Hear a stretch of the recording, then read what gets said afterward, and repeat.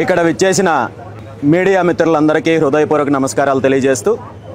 కార్తీక ఏకాదశి సందర్భంగా గత శనివారము శ్రీకాకుళం జిల్లా పలాస నియోజకవర్గం కాశీమొగ్గ వెంకటేశ్వర స్వామి ఆలయంలో జరిగిన దురదృష్టకరమైన సంఘటన వల్ల సుమారు 9 మంది భక్తులు చనిపోవడము, సుమారు 15 నుండి 20 మంది భక్తుల దాకా గాయపడి ఆసుపత్రిలో చికిత్స తీసుకుంటున్నారని తెలిసి దిగ్భ్రాంతికి గురయ్యాను. ఈరోజు క్షతగాత్రులను పరామర్శించడానికి, అదేవిధంగా ఆ చనిపోయిన వారి కుటుంబ సభ్యులను పరామర్శించడానికి రావడం జరిగింది. ఈ సంఘటన ద్వారా చనిపోయిన ఆ 9 మంది ఆత్మలకు సద్గతులు కలగాలని,